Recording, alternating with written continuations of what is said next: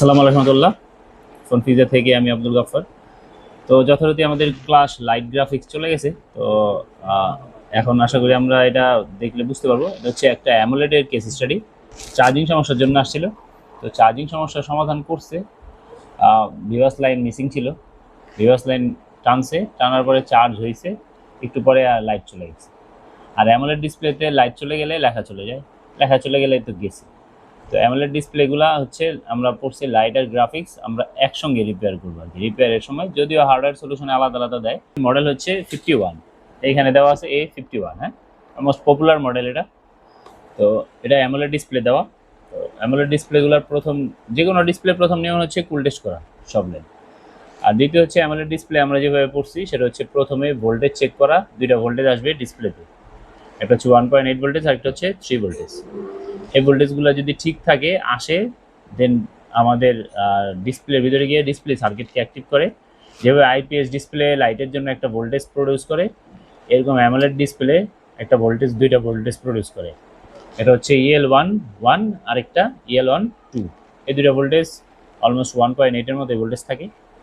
এই দুইটা ভোল্টেজ যখনই আসে তখন আমাদের আইসির কাজ শুরু হয়। এই দুইটা ভোল্টেজ আসা না পর্যন্ত আমাদের আইসি ওয়ার্কিং শুরু হয় না, কারণ আইসির জন্য অন ভোল্টেজ হচ্ছে এটা। এটা পেলে আইসি ইনেবল হয়। তো আমরা হচ্ছে প্রথম ফার্স্ট অফ অল আমরা দেখবো যে এটা হিট টিট লেগে নিচে যেহেতু সিপিইউ কানেক্টারে কিছু করছে কিনা। তো প্রথমে জিআর নেব। জিআর নেওয়ার পরে আমরা ভোল্টেজগুলো চেক করব, যদি জিআর ওকে থাকে। তো এইভাবে আমরা স্টেপ বাই স্টেপ এটা ইনশাল্লাহ আমরা রিপেয়ার করার চেষ্টা করবো, দেখি আমাদের কাছে রিপেয়ার হয় কিনা। তো এটা আপনি যদি ভালোভাবে বোঝার চেষ্টা করেন তাহলে খুব হেল্পফুল হবে। কীভাবে একটা অ্যামোলেড ডিসপ্লে আপনি 100% 3-4টা স্টেপ থাকে, আমরা যেগুলো লিখে দিচ্ছি আপনাদেরকে। এই 3-4টা স্টেপের মধ্যে আপনার কাছে 110% এটার ফল্ট ফাইন্ডিং হয়ে যাবে। বাকি ডিসপ্লে নষ্ট থাকলে কাস্টমার চেঞ্জ করবেন, এটা আপনার কিছু করার নেই, কিন্তু আপনি ফল্ট ফাইন্ডিংয়ে পৌঁছে যাবেন ইনশাল্লাহ। তো এখন আমরা শুরু করি। তাহলে এটা হচ্ছে প্রথমে আমরা করবো হচ্ছে ফুল টেস্ট। যত লাইন আছে মিপি লাইন সহ যত লাইন আছে সবগুলোর ফুল টেস্ট করে নিব। তো এটাকে আমরা ফোনটার একটু চার্জে দিয়ে দেখাই যে ফোনটার অবস্থা কি আছে, ফোনটায় কিছু আসতেছে কিনা।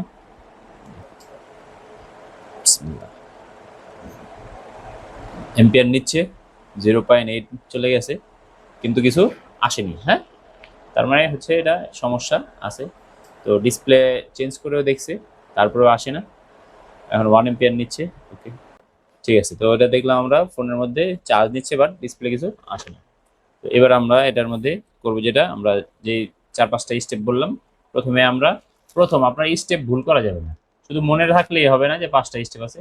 এটার নিয়মগুলো মনে থাকতে হবে। হ্যাঁ, যে প্রথম কোনটা করব, শেষে কোনটা করব। শেষেরটা প্রথম করলে, প্রথমেরটা শেষে করলে আপনি হজবরল হয়ে যাবেন, হওয়া কাজ আপনার কাছে হবে না। আর যদি হয়ও, আধা ঘন্টার কাজ আপনার কাছে 3 ঘন্টা লেগে যাবে, একদিন লেগে যাবে।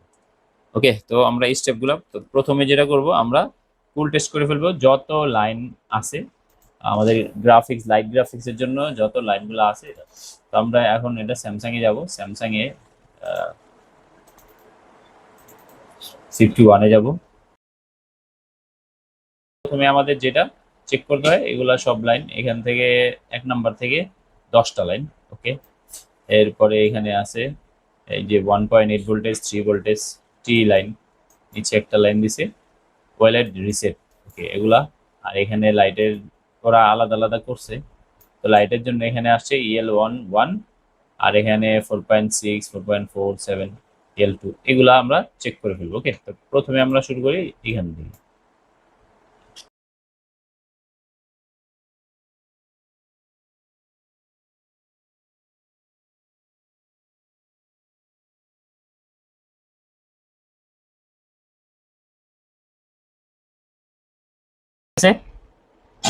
তো কুল টেস্টে আমরা কোনো সমস্যা খুঁজে পাইনি, তাহলে এখন কি করতে হবে? এখন হট টেস্ট। তো হট টেস্ট করার জন্য ফোনকে হয়তো আমাদেরকে অন করতে হয় বা চার্জে দিতে হয়, দুইভাবেই ফোন অন হয়। তো আমরা এটা লাগিয়ে তারপরে ফোনকে চার্জে দিব। তো প্রথমেই যেটা করতে হবে, স্টেপ যেটা ছিল আমাদের অ্যামোলেডের স্টেপ, আপনারা খাতা খুললে দেখবেন হার্ডওয়্যার সলিউশন বা স্কিমেটিকের মধ্যে তো আপনি পাবেন কোন লাইন কখন ভোল্টেজ আসবে, তারপরে কি আসবে, এগুলা কখনো দেওয়া থাকে না। এগুলো আপনাকে শিখতে হবে। ওকে, নইলে সবাই হার্ডওয়্যার সলিউশন নিয়ে হিরো হয়ে যেত। কারণ হার্ডওয়্যার সলিউশনে ভোল্টেজ আসবে কিন্তু কখন আসবে এটা দেওয়া নেই, তারপরে কি আসবে এটা দেওয়া নেই। এটা আপনাকে শিখতে হবে, এখানে আপনাকে পরিশ্রম করতে হবে। তো আমরা এখন সবাই সাধারণত টেকনিশিয়ানরা করে কি যে এই ভোল্টেজ আছে কিনা সবার আগে আমাদের আইসিতেই হাত দেয়। তো আইসি নষ্ট হতে পারে, কিন্তু এর জন্য সবসময় আইসি নষ্ট হবে বিষয়টা এরকম হয় না। এবং বেশিরভাগ ক্ষেত্রে অ্যামোলেড ডিসপ্লের আইসি নষ্ট কমই হয়, হয় নষ্ট কম হয়। তো আমরা দেখবো কি, আমরা প্রথমেই দেখবো হচ্ছে এখানের ভোল্টেজ, এই যে 1.8 ভোল্টেজ অ্যামোলেড ডিসপ্লের জন্য 1.8 ভোল্টেজ এবং 3 ভোল্টেজ আছে কিনা। ওকে, এই দুইটা ভোল্টেজ আগে আমাদেরকে এনশিওর করতে হবে। এই দুইটা ভোল্টেজের জন্য আলাদা এলডিও থাকে স্যামসাং ফোন হলে, আর যদি আমাদের অন্য ব্র্যান্ডের হয় স্যামসাং ছাড়া কিন্তু AMOLED display Oppo, Vivo, Xiaomi, তাহলে এটা পাওয়ার এসি থেকে আসবে, ভোল্টেজ আসবেই, ভোল্টেজ লাগবেই। তাহলে আমরা এই যে এখান থেকে আসতেছে একটা, এখানে হলো 3 ভোল্টেজ আর নিচে থেকে আসতেছে 1.8 ভোল্টেজ। তো এই দুই পায়ের মধ্যে যেহেতু আশেপাশে দেয় নাই কোথাও কম্পোনেন্ট, এই দুই পায়ে ডিসপ্লে লাগিয়ে চেক করব চার্জে দিয়ে ইনশাআল্লাহ। তো আমরা এখন চার্জে দিব, দেখো এই যে চার্জ নিচ্ছে। তো এবার আমরা চেক করি আমাদের এইখানে এই যে দুটো এলডিও দেখা যাচ্ছে। আমরা পাওয়ার সাপ্লাই আমাদের মাল্টিমিটারে ডিসি মোডে দিয়ে রাখছি, আসে 1.797, তার মানে অলমোস্ট 8 ভোল্টেজ আর কি। এরপর উপরেরটা থাকবে 3 ভোল্টেজ। ওকে, তো আমাদের এই দুইটা ভোল্টেজ ঠিক আছে, তার মানে হট টেস্টের ফার্স্ট স্টেপ আমাদের ঠিক আছে। এইবার আমাদের কি করতে হবে, এবার ডিসপ্লে দুইটা ভোল্টেজ দিবে। দিবে কে? আমরা জানি সব ভোল্টেজ দেয় কে? মাদারবোর্ড। কিন্তু এই ক্ষেত্রে ডিসপ্লে সেকশনে ডিসপ্লে দুইটা ভোল্টেজ রিটার্ন করবে।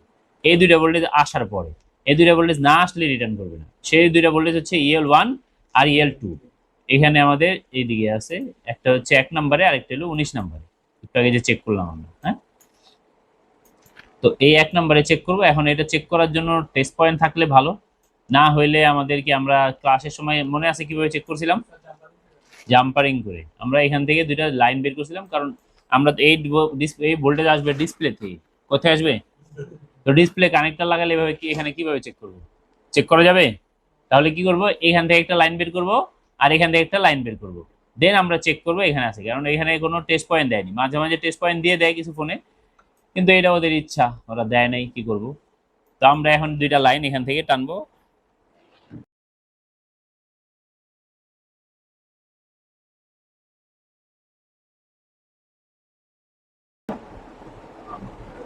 ওকে, এবার আমরা ডিসপ্লে লাগাবো।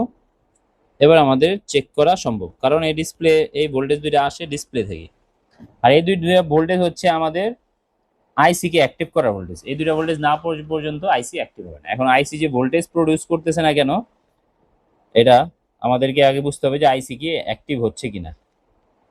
এই ভোল্টেজ আসার পরেও যদি আমাদের আইসি যদি দেখি যে দুইটা ভোল্টেজ আমাদের ঠিক আছে, তারপরে ভোল্টেজ আউটপুট হচ্ছে না যেহেতু, তখন আমরা ব্লেম করব কি? আইসিতে। আর এই দুইটা ভোল্টেজ না পাওয়া পর্যন্ত আমরা কখনো আইসিকে আমরা ব্লেম করতে পারবো না। ওই সময় আমরা কি হবে, ওই সময় হতে পারে ডিসপ্লে খারাপ, ওই সময় হতে পারে ডিসপ্লে নিচের থেকে আসার পথ খারাপ, ফ্ল্যাক্স খারাপ হতে পারে, বুঝে গেছে? এই সাববোর্ড খারাপ হতে পারে, যেহেতু এটা সাববোর্ডও কানেক্ট আছে। তো ওই সময় আমরা, কারণ এই ভোল্টেজ দুইটা দিবে কে? ডিসপ্লে। এখন ডিসপ্লে আসার পথে যে যে থাকবে সে অপরাধী হতে পারে যখন এই ভোল্টেজ আমরা পাবো না। আর যদি এই ভোল্টেজ পেয়ে যাই, তার মানে আমাদের ডিসপ্লে ওকে আছে এবং মাদারবোর্ডেরও আমরা 1.8 ভোল্টেজ, 3 ভোল্টেজ ওকে। এখনো যেহেতু আমাদের লাইট জ্বলতেছে না, তখন আমরা এটা ধরবো কাকে? আইসি কে। তো এবার আমরা চার্জে দিয়ে এই দুইটা ভোল্টেজ চেক করি। চার্জে দিলাম আমরা, চার্জ নিচ্ছে দেখো, এবং আমরা এইখানে এই তারের মধ্যে ধরছি দেখো। ওকে, এক পা তারের মধ্যে ধরছি, আরেক পা গ্রাউন্ড করি, দেখো ভোল্টেজ আসছে। ও নো, পাওয়া গেছে ভোল্টেজ। দেখো আমরা তারের মধ্যে কিন্তু ধরে রাখছি, হ্যাঁ, আরেকটা পা গ্রাউন্ড করে রাখছি। তো এই হলো আমাদের এই ভোল্টেজ, একটা ঠিক আছে। এবার আরেকটা দেখি এটা ওর ঠিক আছে কিনা। এটা হচ্ছে এইখানে, এটা হলো EL1, উপরেটা চেক করছি EL2।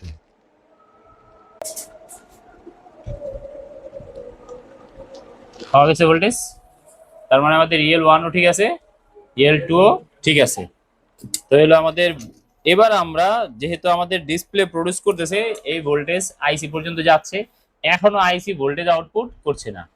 যে বুস্ট ভোল্টেজ আছে +4.6, 4.4, -4.4 এবং 7.3 বা 7.6 ভোল্টেজ, এই ভোল্টেজ এখনো যেহেতু আউটপুট করছে না, এবার আমরা আইসি কে দোষারোপ করতে পারি। ওকে, তো আইসি কে সরাসরি কাজ না করে আইসির আশেপাশে দেখবো কেউ শর্ট আছে কিনা, একটু দেখি কয়েল গুলার অবস্থা দেখবো।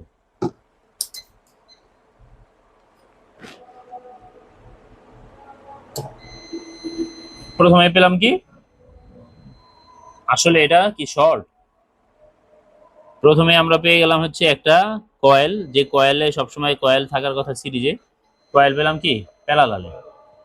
তো মনে রাখতে হবে অ্যামোলেড ডিসপ্লে যদি হয় তাহলে এআইসি তে 3টা কয়েল থাকবে, এর মধ্যে একটা কয়েল গ্রাউন্ড থাকবে। বুঝে গেছে? এটা সমস্যা না, এটা কি না, এটা থাকবে। এটা -4.4 যে ভোল্টেজ আছে এটার জন্য একটা কয়েল ব্যবহার করে আমরা।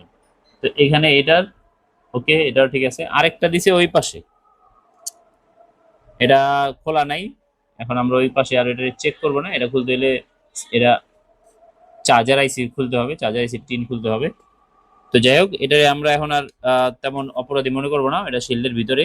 এখন যেহেতু আমরা EL1 EL2 পেয়ে গেছি তারপরেও হয়নি, তাহলে এবার আমরা চেষ্টা করব হচ্ছে আইসিতে। হ্যাঁ, কি করবো এবার, যেহেতু আইসিতে নাড়ানো তারপরেও হয় নাই, তাহলে কি করব, আইসি এবার চেঞ্জ করে দিতে হবে। আইসি তো অলরেডি কাজ করা বোঝা যাচ্ছে, পেস্ট দেওয়া।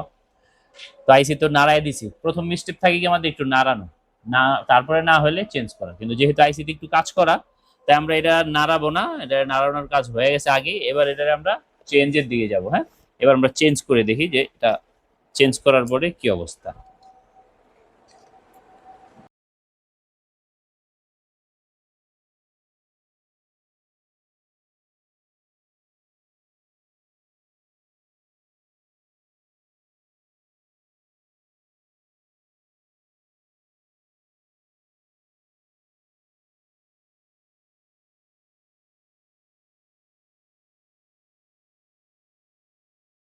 একটু নাড়ায় নিলাম, ওকে। এবার ঠান্ডা করি বোর্ড, ঠান্ডা করে দেখি, এটা দেখি চার্জে দিয়া কিছু আসে কিনা।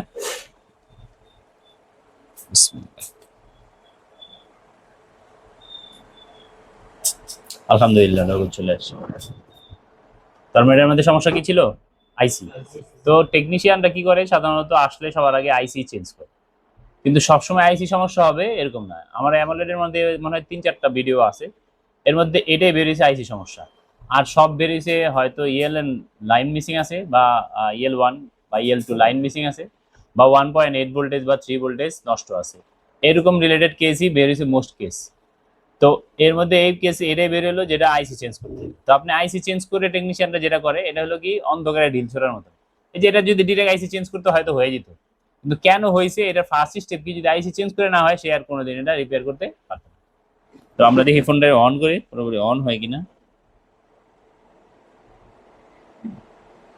চার্জ তো আছে, 56% চার্জ আছে। ওকে, চার্জ দেওয়া লাগবে না যেহেতু 56% দেখাচ্ছে। তো এই ফোনটা আমরা খুব সহজে রিপেয়ার করে ফেলছি।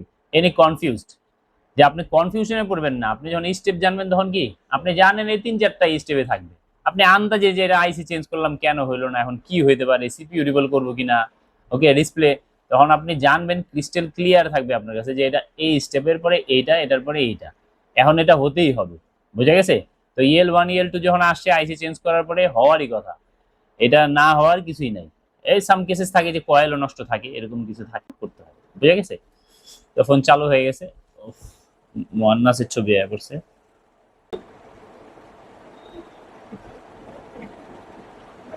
তো আলহামদুলিল্লাহ আমাদের ফোন চালু হয়ে গেছে আলহামদুলিল্লাহ।